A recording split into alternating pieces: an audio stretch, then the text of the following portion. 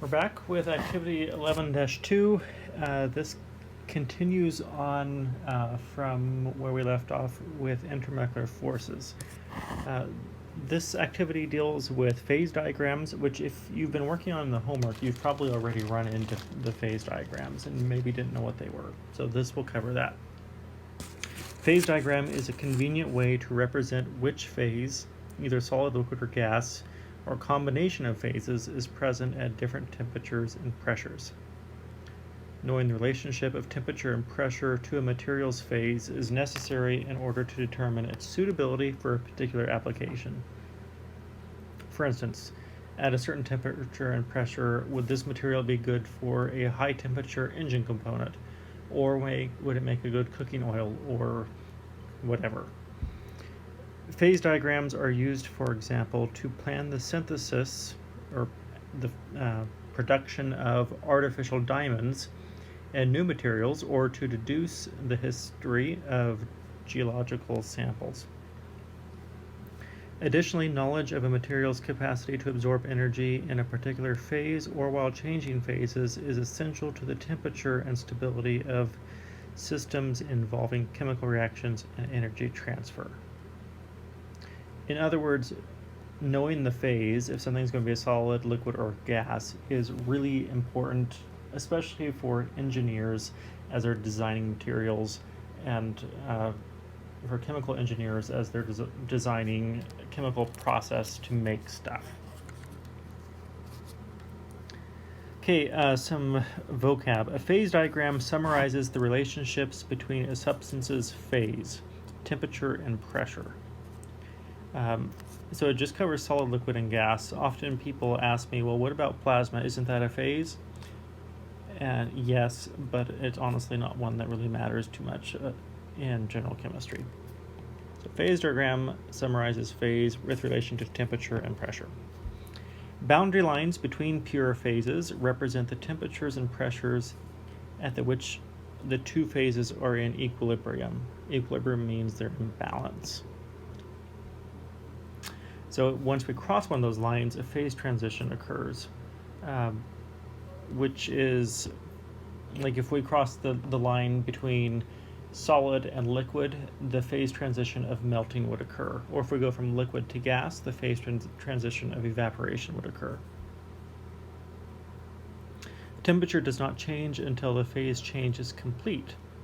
So that explains why a pot of boiling water will never exceed 100 Celsius or 212 Fahrenheit until all of the water has evaporated. A triple point marks the temperature and pressure where three boundary lines come together. So at the triple point, those three phases are in equilibrium. A phase diagram can be produced by observing the phase of a substance by observing which phase of a substance is present under specific temperature and pressure conditions. As heat energy is added or removed from the system, that can change. A heating curve. A heating curve is a plot of the temperature of the substance as a function of the energy added. A cooling curve is a function of the energy removed. Measurement of the amount of energy transferred in a heating or cooling experiment makes it possible to determine the enthalpies of fusion and vaporization for phase changes, as well as the specific heat capacities of different pure substances. Okay, here is a phase diagram. And it might look a little complicated, but with a phase diagram, they kind of always take this form. So the solid is always going to be in this upper left part. The liquid is always going to be in the upper right. The gas is always going to be in the bottom. So SLG. Oftentimes a phase diagram will kind of take on a different form. It might look like this. Still solid, liquid, gas. It might look like this. Solid, liquid, gas, and so on. It can take all sorts of different forms, but that pattern, solid, liquid on the top, gas on the bottom, is always going to be. We have pressure increasing on the y-axis, temperature in Kelvin increasing on the x-axis. So this is really just like any kind of Cartesian coordinates, like with x and y coordinates that you would have had in an algebra class or geometry class. What quantities are plotted on the x and y axes of the phase diagram? We just answered that. The x-axis is temperature, and the unit is in Kelvin. The y-axis equals pressure, most often in atmospheres.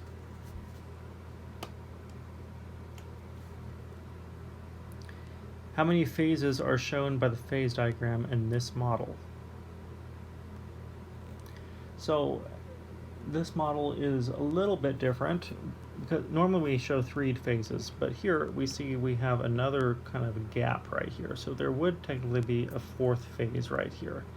But we're going to just say the solid, the liquid, and the gas are the primary ones, even though here we have solid type 1, here we have solid type 2. This particular diagram has 4 phases because we have solid 1 and we have solid 2. Again, if you just count solids as one specific phase, then you could label it as 3. What are the labels used to identify them? The 4 phases, we have solid 1 up there in the top left. We have solid structure number 2. We have liquid, and then we have gas. What do the solid lines in the phase diagram represent? So that's talking about this line, this line, this line. And those are just the boundaries where between the different phases. Right? Solid lines show boundaries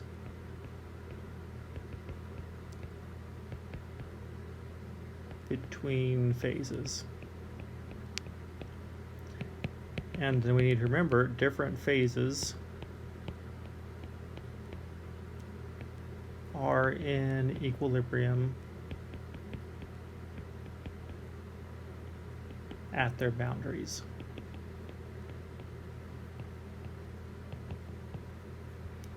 Okay, so right here, solid structure 1 and gas are in equilibrium. How many triple points are visible in this phase diagram? Okay, a triple point is where 3 lines come together. So that's one triple point.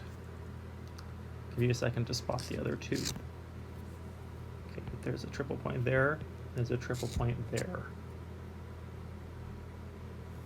So we have 3 triple points.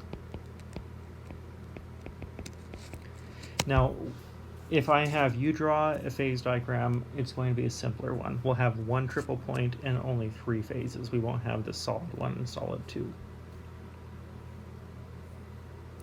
What 3 phases are in equilibrium at each of them? Okay, so let's label them.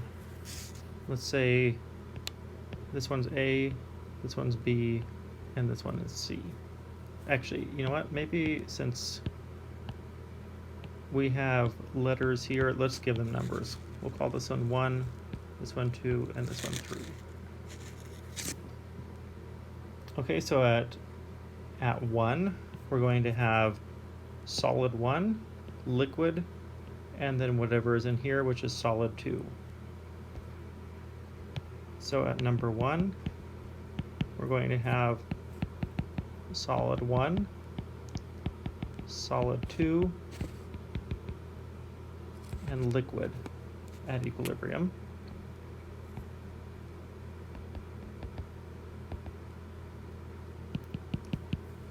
And I know I'm going fast, but remember, this is a video. You can pause it and take as long as you need to write stuff down.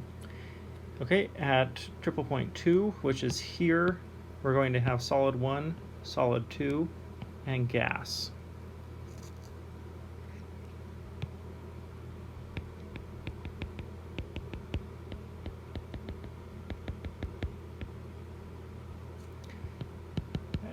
point number 3, we have liquid, we have gas, and then we have solid number 2.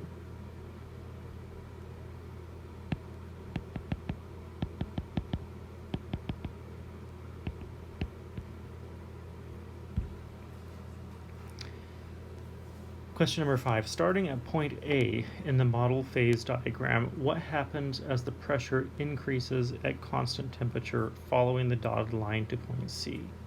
So we're going to start at A and move to C. Okay, so let's I'm going to get rid of some of this coloring here. So here's A, we're moving up this way. So temperature stays constant, so that means the x-axis is not going to change.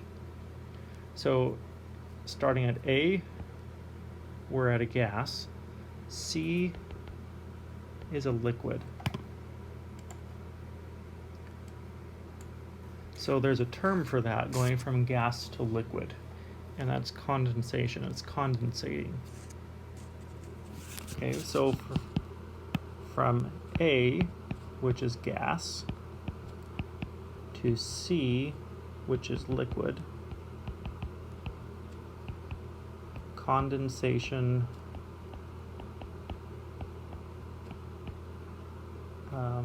takes place.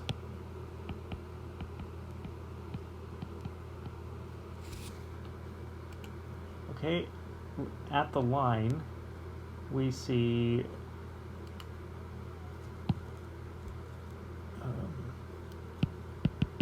at the phase boundary, which is the line, gas and liquid are in equilibrium.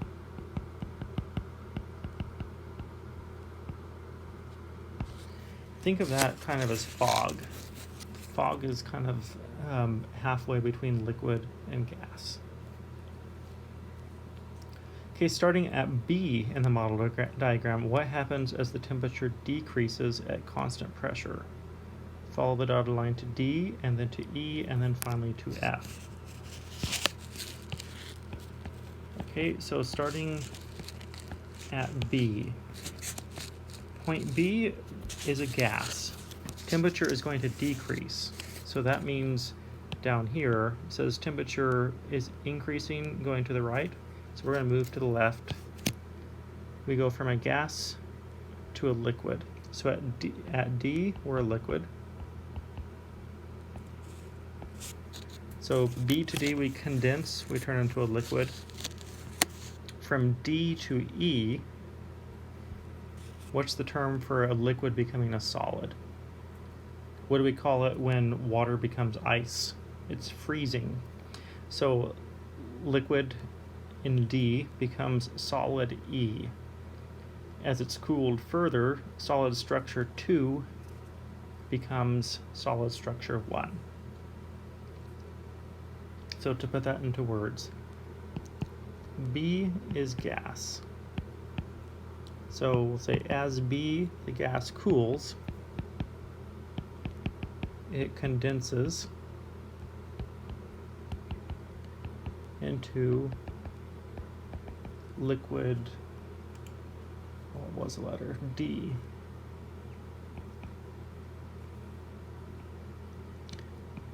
As it cools further, it freezes into solid 2, which is E. And upon further cooling, even more cooling, solid 2 transforms into solid 1, which is F. So really, I don't think this is terribly complicated, so long as you remember what designations occur in which place on the phase diagram. Otherwise, remember that as you move right, temperature goes up on the x-axis, and as you move up on the y-axis, pressure increases. Okay, here's a heating curve. It looks a little bit different. So on this, energy is added as we move across the x-axis. Temperature in Kelvin increases as we move up the y-axis. That shows as energy increases, the general trend is temperature increases, and we know that to be true. So this curve should make kind of sense. We increase and then we plateau, we increase and then we plateau, and then we increase.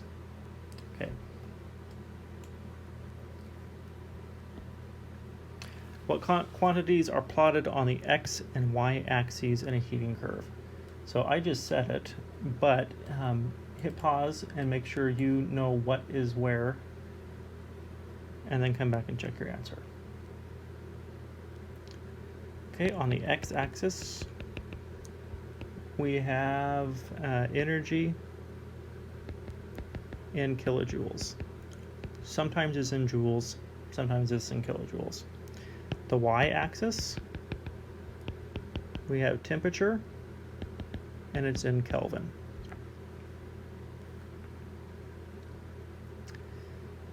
Which of the 5 line segments labeled A through E in the heating curve correspond to the processes below? Okay, so we see words heating. So we have heating here, heating, heating, heating. So when we see the word heating, that means our curve is going to be with a slope. So heating means it's getting hotter. So that should mean that our slope is increasing. As we add energy, the temperature should be going up. Phase transitions, if we scroll back here to the beginning,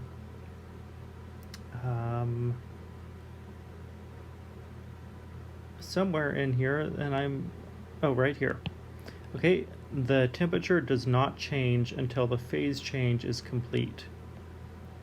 So that means during a phase transition, as the phase is changing, we should not see a temperature change. So it should be flat like this.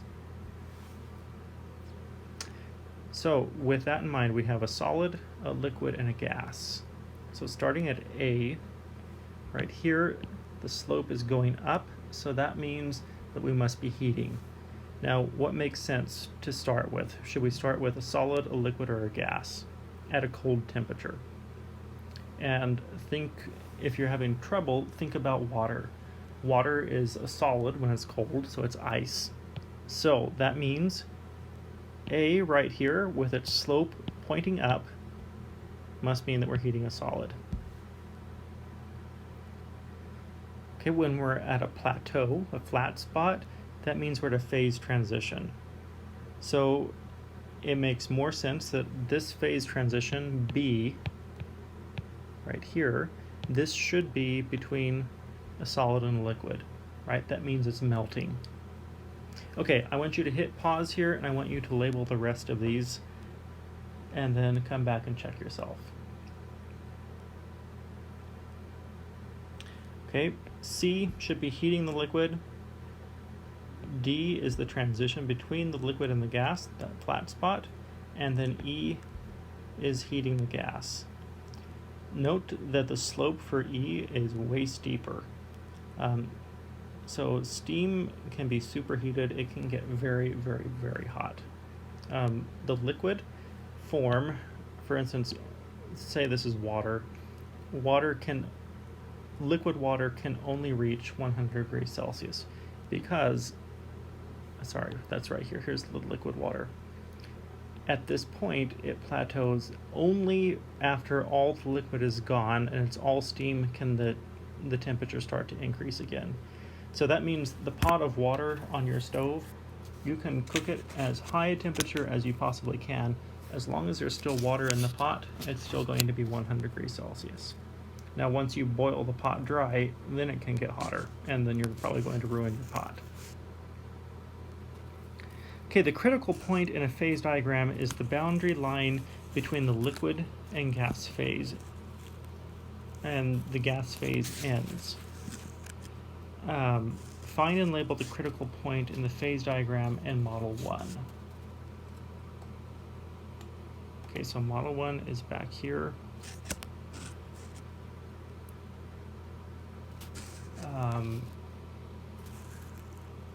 And the critical point would be right here. We're going to label it CP. Okay, the line between liquid and gas, where that ends, that is called the critical point.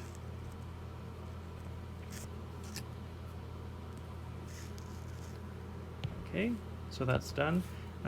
Let's look back here. And let's see, we don't see the definition of critical point. I was going to have you go look it up. So I want you to look up critical point in your book or online so that you understand what that is. So you have a small little bit of a homework assignment there. Okay, question 2 asks us to draw or sketch a phase diagram for methanol using the data in the following table. Okay, so a phase diagram always starts like this. We have pressure in atmospheres, our units given there, and our temperature in Kelvin.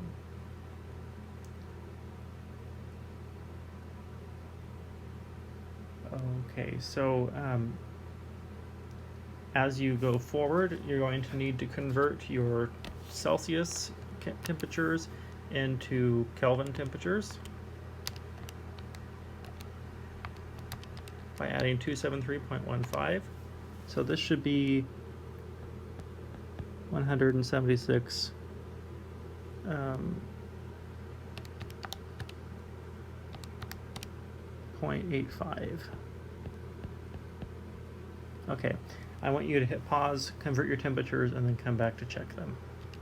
For your temperatures, so you can double check yourself, we're going to start by drawing the phase diagram.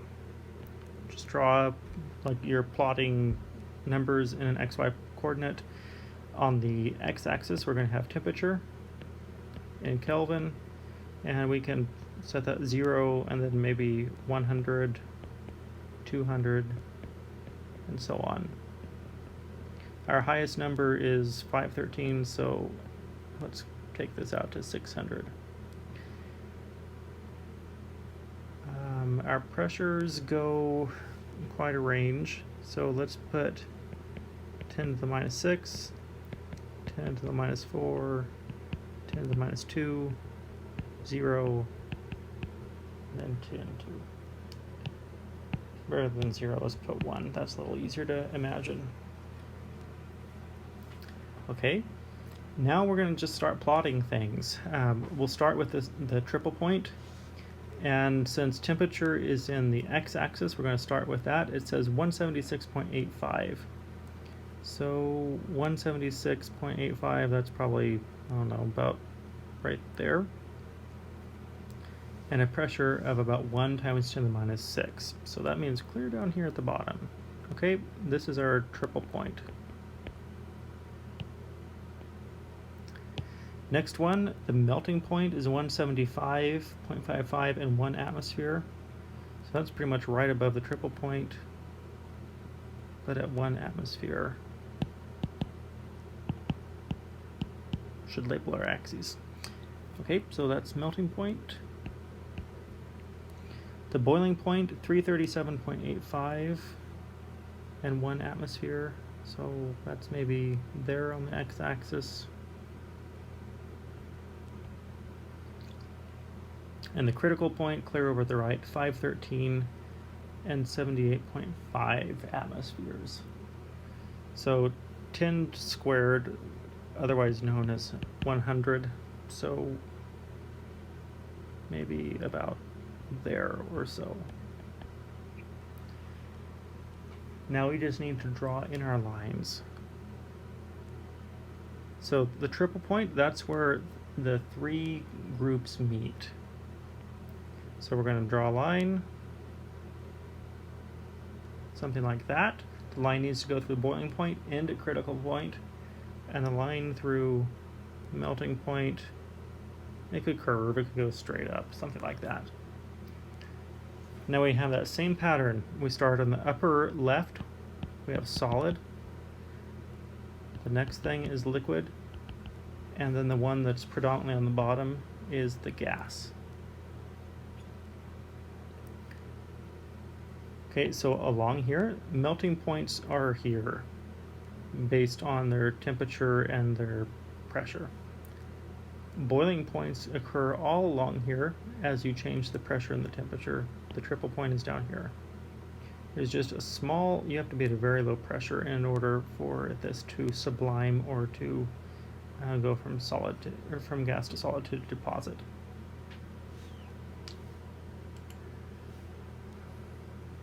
Use the heating curve to estimate both the melting points and boiling points of the substance. Okay, that's back here. So, I don't know, if we draw lines over and another line over, something like that. So, maybe about 110 and we'll say 260. So the melting point is about 110 Kelvin, and the boiling point is about 260, give or take. It's estimated. We should write that in here. And again, those correspond with the horizontal lines. So here and here. I'll write that in there. Lines B and D in Model 2.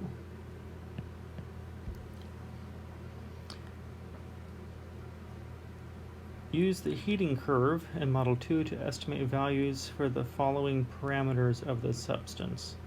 Assume that the molar mass of the substance is 120 grams per mole. Okay, the molar heat of fusion. So for this, we have a pretty handy little trick. Fusion, that's when something freezes. Here we're just going to estimate about how wide line B is, and goes from 100 to 200. So therefore,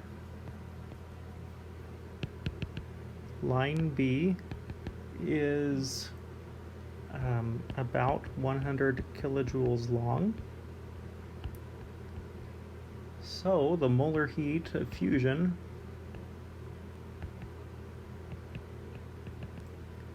is about 100 kilojoules per mole.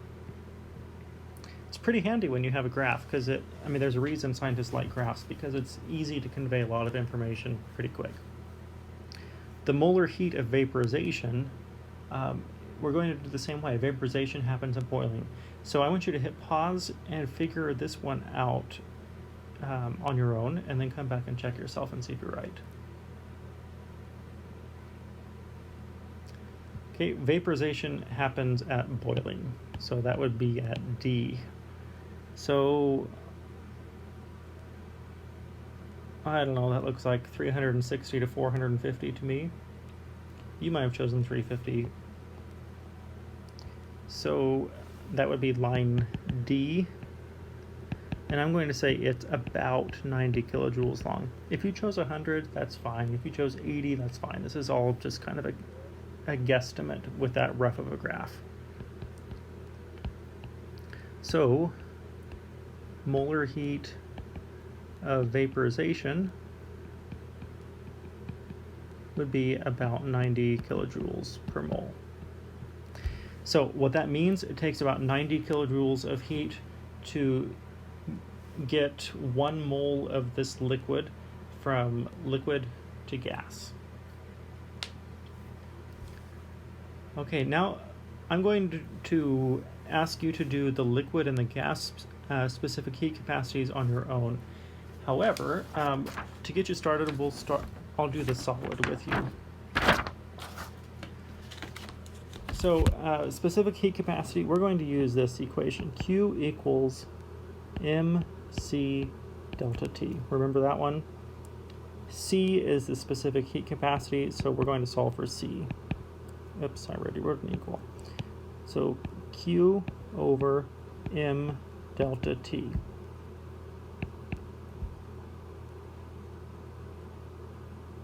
Okay, looking back here, we need the amount of heat for the solid.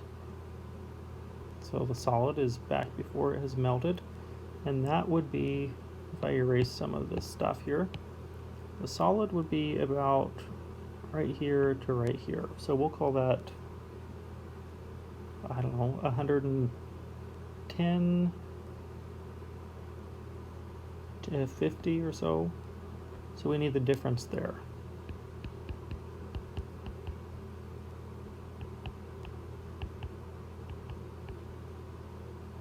Oops, you know what? I showed you the wrong one. We don't want that one. That's for later. We want this one right here. That makes more sense. So it's still 110 to 50, but then the unit matches. Okay, so Q is right there. M is mass.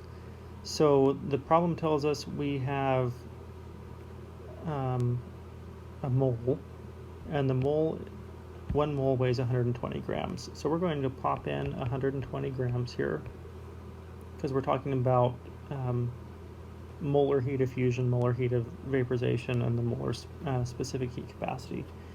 Next up, we need the delta T, and that's where I goofed up a little bit earlier. So going back here to our solid, we're going to go about 110 Kelvin to 50 Kelvin. That's going to be our delta T.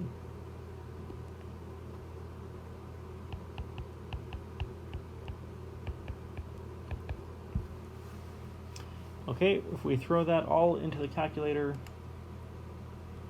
we should get 0.00833 kilojoules per gram Kelvin. If you like joules, then we'll put 8.33 joules per gram Kelvin. Okay, so I want you to do the same thing, determine your specific heat capacity of your liquid and your gas by doing the same thing. So just remember, for liquid and gas, you're going to put lines down like this and like this. For the gas, you're going to pay attention to something like that.